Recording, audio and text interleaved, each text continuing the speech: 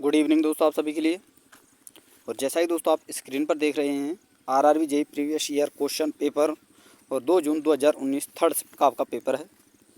तो third shift में दोस्तों 2 जून की थर्ड शिफ्ट में जितने भी आपके दोस्तों न्यूमेरिकल बने हैं और जितने भी दोस्तों आपके फॉर्मूले बने हैं या फिर जितने भी क्वेश्चन बने हैं या फिर दोस्तों जितने भी आपके जो हैं दोस्तों साइंस के क्वेश्चन या जीके से रिलेटेड क्वेश्चन बने, उस सारे प्रश्नों को हम इस वीडियो में डिस्कस करने वाले हैं। तो चलिए दोस्तों वीडियो को शुरू करते हैं। और जिन्होंने दोस्तों चैनल को अभी सब्सक्राइब नहीं किया है या फिर चैनल पर पहली बार विजिट कर रहे हैं, तो आपसे रिक्वेस्ट है दोस्तों चैनल को सब्सक्राइब करके साथ में ऑल वाला बेल आइकन जरूर दबा लेना, ताकि दोस्तों मेरी आने वाली हर वीडियो का नोटिफिकेशन सबसे पहले दोस्तों आपके पास पहुँच सके। तो चलिए दोस्तों देखते हैं एक एक करके सारे प्रश्नों को हम देखने वाले हैं। तो फर्स्ट प्रश्न है दोस्तों आपके सामने पूछा गया है कि पुरुष और महिला लैंगिक कोशिकाएँ जुड़कर क्या बनाती हैं। तो वो बनाती हैं दोस्तों पुरुष और जो महिलाओं की जो लैंगिक कोशिकाएं होती हैं दोस्तों, जब आपका जो है दोस्तों देखिए जो शुक्राणु और आपके अंडाणु जब निषेचन करते हैं, निषेचन के बाद फर्स्ट टाइम जो बनता है दोस्तों वो बनता है आपका जाइगोट, जिसे हम दोस्तों युग्मनज के नाम से जानते हैं।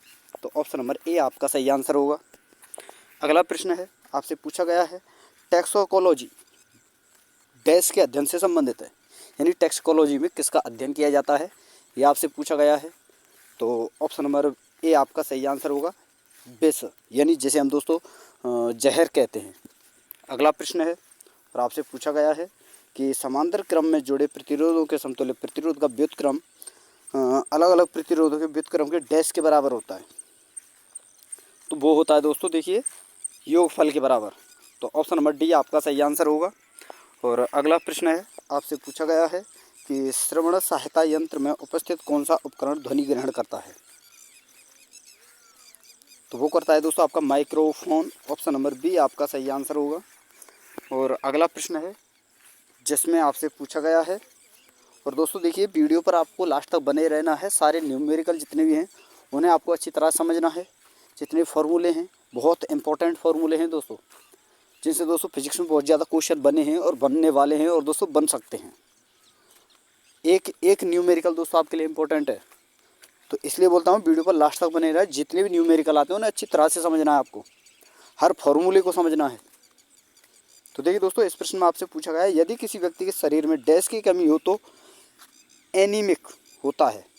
तो किसकी कमी से दोस्तों, जिसे हम दोस्तों एनीमिया कहते हैं, वो होता है दोस्तों लाल रक्त कणिका की कमी से। ऑप्शन नंबर डी आपका सही आंसर होगा।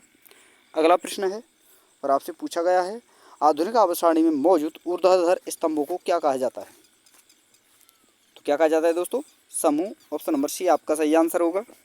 अगला प्रश्न है आपसे पूछा गया है हवा से गुजरने वाली वस्तुओं पर हवा द्वारा कौन सा बल लगाया जाता है। तो ये लगता है दोस्तों घर्षण बल। ऑप्शन नंबर बी आपका सही आंसर होगा। अगला प्रश्न है और आपसे पूछा गया है कि निम्न से कौन सी हवा से हवा मार करने वाली मिसाइल है। तो ये है दोस्तों आपकी एस्ट्रा। ऑप्शन नंबर सी आपका सही आंसर होगा। अगला प्रश्न है और आपसे पूछा गया है कि हमारे शरीर की सबसे महत्वपूर्ण ग्रंथियों में से एक पिट्यूटरी ग्रंथि कहाँ स्थित होती है। तो ये होती है दोस्तों खोपड़ी में, यानी हमारे मस्तिष्क में। ऑप्शन नंबर ए आपका सही आंसर होगा। अगला प्रश्न है और आपसे पूछा गया है माध्यम एनएम का अपवर्तन किस सूत्र द्वारा प्रदर्शित किया जाता है। तो वेरी वेरी इंपॉर्टेंट है दोस्तों, यही मैं आपके लिए कहना चाहता था कि कई ऐसे फॉर्मूले हैं, कई ऐसे सूत्र हैं जो आपके लिए बहुत ही इंपॉर्टेंट रहने वाले हैं। तो इसका जो आंसर होगा वो होगा दोस्तों देखिए हवा में प्रकाश की चाल और माध्यम में प्रकाश की चाल का अनुपात, यानी दोस्तों हवा में माध्यम की चाल, सॉरी दोस्तों हवा में प्रकाश की चाल और माध्यम में प्रकाश की चाल का जो अनुपात होता है दोस्तों, उसे ही हम कहते हैं किसी माध्यम का, उसी के द्वारा दोस्तों अपवर्तनांक निकाला जाता है। तो ऑप्शन नंबर बी आपका सही आंसर होगा। अगला प्रश्न है आपसे पूछा गया है कि CaO कैल्शियम ऑक्साइड का रासायनिक नाम क्या है। तो कैल्शियम ऑक्साइड ही है। ऑप्शन नंबर सी आपका सही आंसर होगा। अगला प्रश्न है आपसे पूछा गया है इंसुलिन द्वारा किस बीमारी का उपचार किया जाता है। तो ये किया जाता है दोस्तों मधुमेह का। ऑप्शन नंबर डी आपका सही आंसर होगा। अगला प्रश्न है और आपसे पूछा गया है कि मिश्रण प्रकृति में डैश हो सकता है। तो देखिए दोस्तों मिश्रण जो आपके समांगी मिश्रण भी होता है और विषमांगी मिश्रण भी, तो दोनों प्रकार का होता है। ऑप्शन नंबर बी आपका सही आंसर होगा।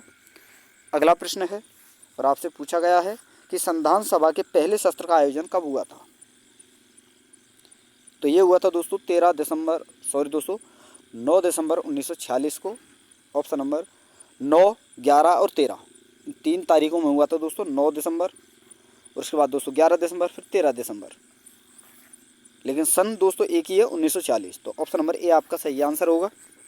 अगला प्रश्न है, आपसे पूछा गया है कि विद्युत ऋणात्मकता किसी परमाणु की डैश की क्षमता की माप है? तो यह है दोस्तों इलेक्ट्रॉनों को आकर्षित करने की क्षमता की जो है माप होती है विद्युत ऋणात्मकता। तो ऑप्शन नंबर सी आपका सही आंसर होगा। और अगला प्रश्न है, आपसे पूछा गया है निम्नलिखित में से कौन सा विद्युत का सुचालक है? तो विद्युत का सुचालक है दोस्तों आपका तांबा। तो ऑप्शन नंबर बी आपका सही आंसर होगा। अगला प्रश्न है, और आपसे पूछा गया है कि इनमें से किस खेल में हेलमेट पहना जाता है? तो हेलमेट पहना जाता है दोस्तों हॉकी में। हालांकि क्रिकेट में भी पहना जाता है, वो यहाँ पर दिया नहीं है। तो हेलमेट हॉकी आपका सही आंसर होगा, ऑप्शन नंबर सी। अगला प्रश्न है, और आपसे पूछा गया है डायलिसिस का उपयोग तब किया जाता है जब किसी रोगी को डैश संबंधी समस्या होती है। तो किस संबंधी दोस्तों? गुर्दे से संबंधित जब समस्या होती है तो डायलिसिस का प्रयोग किया जाता है। ऑप्शन नंबर बी आपका सही आंसर होगा। अगला प्रश्न है प्रश्न नंबर 20, और आपसे पूछा गया आंध्र प्रदेश का राज्य पशु क्या है? तो ये है दोस्तों आपका काला हिरण। ऑप्शन नंबर डी आपका सही आंसर होगा। अगला प्रश्न है प्रश्न नंबर 21, ग्लिसरॉल को के डैश के साथ मिलाने पर लिपिड बनते हैं? यानी दोस्तों ग्लिसरॉल को किसके साथ मिलाया जाता है जब लिपिड बनता है? तो बसीय अम्ल के साथ। ऑप्शन नंबर बी आपका सही आंसर होगा। अगला प्रश्न है, आपसे पूछा गया है उदगमंडलम इनमें से किस हिल स्टेशन का दूसरा नाम है? तो यह है दोस्तों आपका ऊटी का। ऑप्शन नंबर बी आपका सही आंसर होगा। अगला प्रश्न है, और आपसे पूछा गया है कि रक्त क्या है? तरल संयोजी ऊतक, एक संयोजी ऊतक या पेशी ऊतक या सहायता ऊतक या दोस्तों पैकिंग ऊतक? तो यह है दोस्तों आपका संयोजी ऊतक। ऑप्शन नंबर ए आपका सही आंसर होगा। अगला प्रश्न है, और आपसे पूछा गया है जब कोयले का भंजक आसवन किया जाता है तो हवा की अनुपस्थिति में उसे तेजी से गर्म करना है तो कौन सा उत्पाद प्राप्त होता है? तो ये होता है दोस्तों आपका कोक। ऑप्शन नंबर सी आपका सही आंसर होगा। अगला प्रश्न है, और आपसे पूछा गया है कि किसी तार से 10 एम्पियर की धारा बहती है जिसके सिरों के बीच का विभवांतर 3 वोल्ट है, तो तार के प्रतिरोध की गणना करें। तो देखिए दोस्तों इसका जो फॉर्मूला होता है वो होता है आपका बी बराबर आई आर। बी का मतलब है दोस्तों विभवांतर यानी 3 वोल्ट, बराबर धारा का मतलब है एम्पियर यानी दोस्तों 10, और आर यहाँ पर निकालना है। तो 10 से हम 3 को डिवाइड करेंगे 0.3 एम्पियर दोस्तों प्रतिरोध आएगा, यानी ऑप्शन नंबर बी आपका सही आंसर होगा। अगला प्रश्न है दोस्तों, और इसमें आपसे पूछा गया है कि क्षार सार्वत्रिक सूचकों के रंग को डैश रंग में बदल देते हैं। तो ये बदलते हैं दोस्तों नीले रंग में। और दोस्तों देखिए मैं आपको बता देता हूँ कि एनटीपीसी के फॉर्म चल ही रहे हैं, और जिन्होंने दोस्तों फॉर्म को अप्लाई नहीं किया है तो एनटीपीसी से भी रिलेटेड आपके दोस्तों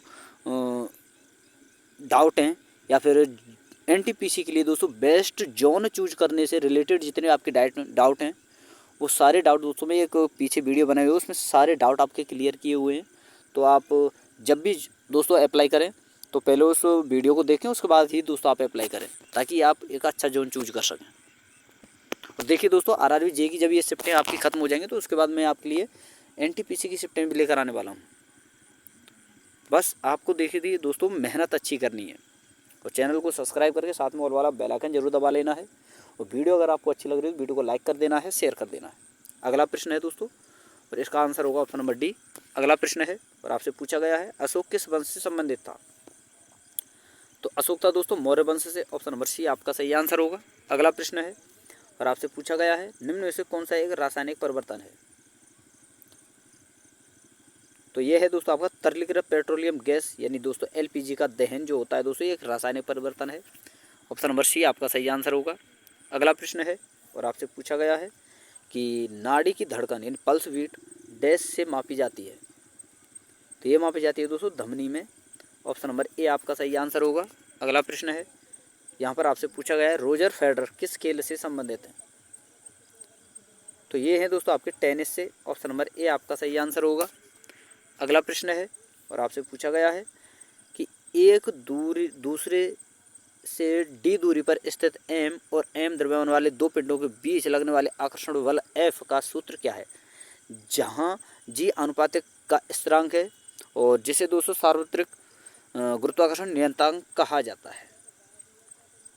और देखिए दोस्तों, ये फॉर्मूला मैं आपके लिए कई बार बता चुका हूँ और कई बार मैंने बताया है। तो ऑप्शन नंबर डी आपका, सी आपका सही आंसर होगा। और देखिए दोस्तों, जी का जो मान है यहाँ पर सार्वत्रिक गुरुत्वाकर्षण जो नियतांक है ये बहुत ज़्यादा पूछा जाता है। तो इसका जो मान है दोस्तों वो है 6.67 इंटू 10⁻⁻11।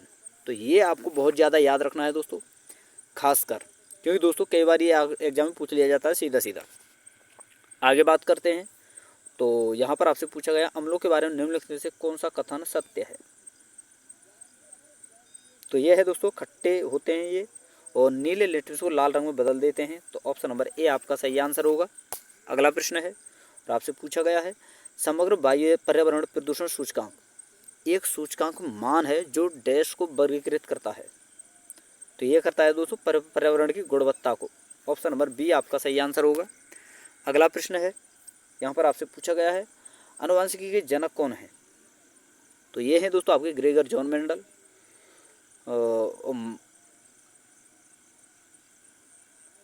तो ऑप्शन नंबर बी आपका सही आंसर होगा।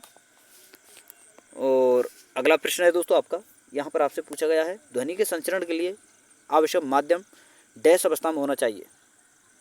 तो देखिए दोस्तों, ध्वनि जो है आपकी ठोस माध्यम में ही हमेशा संचरण करती है। तो ऑप्शन नंबर देखिए दोस्तों, गैस है तो इसमें तो कम ही करेगी, बाकी आपकी ठोस में सबसे ज़्यादा, उसके बाद द्रव में सबसे कम। देखिए दोस्तों, सबसे ज़्यादा ठोस में, उसके बाद द्रव में, उसके बाद दोस्तों गैस में सबसे कम होता है। निर्वात में दोस्तों ध्वनि जो है कभी भी संचरण नहीं करती है। तो इसका आंसर होगा ऑप्शन नंबर बी। अगला प्रश्न है और आपसे पूछा गया है उस निश्चित मार्ग को क्या कहा जाता है जिस पर कोई सूर्य ग्रह के चारों ओर घूमता है। तो उसे कहते हैं दोस्तों कक्षा। ऑप्शन नंबर सी आपका सही आंसर होगा। अगला प्रश्न है और आपसे पूछा गया है कि रामगंगा नदी किस राष्ट्रीय उद्यान से होकर गुजरती है। तो ये गुजरती है दोस्तों कॉर्बेट, यानी जिम कॉर्बेट जो राष्ट्रीय उद्यान है उससे होकर। अगला प्रश्न है और आपसे पूछा गया है कि तत्वों को वर्गीकृत करने का पहला प्रयास किसके द्वारा किया गया। तो ये किया गया था दोस्तों डोवे राइनर के द्वारा। ऑप्शन नंबर बी आपका सही आंसर होगा। अगला प्रश्न है और आपसे पूछा गया है एक कोष में मौजूद इलेक्ट्रॉन की अधिकतम संख्या किस सूत्र द्वारा ज्ञात की जाती है। तो ये की जाती है दोस्तों 2n² के द्वारा, यानी दोस्तों ऑप्शन नंबर ए आपका सही आंसर होगा। तो दोस्तों देखिए 2 जून के 3rd शिफ्ट के आपके ये कुछ प्रश्न थे जो मैंने आपके लिए बताए। और दोस्तों अगर वीडियो आपको अच्छी लगी तो वीडियो को लाइक कर देना, शेयर कर देना, और जिन्होंने दोस्तों चैनल को सब्सक्राइब नहीं किया है तो चैनल को सब्सक्राइब करके साथ में ऑल वाला बेल आइकन जरूर दबा लें, ताकि दोस्तों मेरी आने वाली हर वीडियो का नोटिफिकेशन सबसे पहले दोस्तों आपके पास पहुंच सके। तो थैंक यू दोस्तों, धन्यवाद। फिर मिलते हैं नई वीडियो के साथ।